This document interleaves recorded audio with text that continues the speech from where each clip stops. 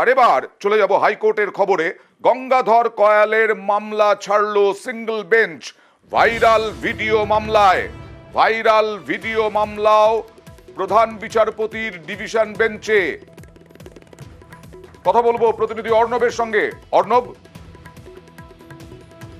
BJP নেতা গঙ্গাধর কয়াল তিনি কলকাতা হাইকোর্টে মামলা দায়ের করে জানিয়েছিলেন তার বিরুদ্ধে একটি প্রতারণা বা ফেক ভিডিও ছড়িয়ে শান্তি বিঘ্নিত করা হচ্ছে সন্দেশখালী সহ গোটা রাজ্যে।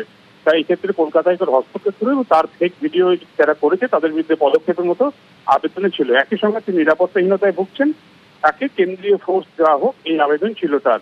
এক্ষেত্রে বিচারপতি জয় সেনগুপ্তের বেঞ্চে যখন মামলাটি শুনানির জন্য আসে, বিচারপতি জয় সেনগুপ্ত বলেন সন্দেশখালী ঘটনা, নারী নির্যাতন, জমি দখল, আদিবাসীদের জমি দখল, জমির চরিত্র বদল সহ একাধিক অভিযোগের ফাইল কলকাতা হাইকোর্টের প্রধান বিচারপতি ডিভিশন বেঞ্চের নজরদারিতে সিবিআই তদন্ত করছে।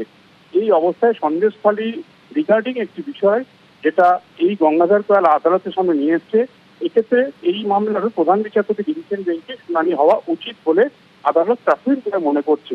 তবে প্রধান বিচারপতি ডিভিশন বেঞ্চে গঙ্গাধর কয়ালের মামলাটি পাঠিয়ে দিলেন তিনি এবং প্রধান বিচারপতি নির্দিষ্ট করবেন যে এই মামলা প্রধান বিচারপতি ডিভিশন বেঞ্চে হবে নাকি এটা বিচারপতি জয় সেনগুপ্ত আলাদাভাবে শুনবেন। কাজেই এই কারণে তিনি মামলাটা আপাতত ছেড়ে দিলেন নিজের মামলার বিচারপতি তালিকা থেকে এবং সেই মামলা প্রধান বিচারপতির কাছে পাঠিয়ে দিলেন বিচারপতি সেনগুপ্ত। ধন্যবাদ।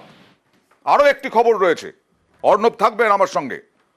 আরো একটি খবর, যা সন্দেশখালীর পিয়া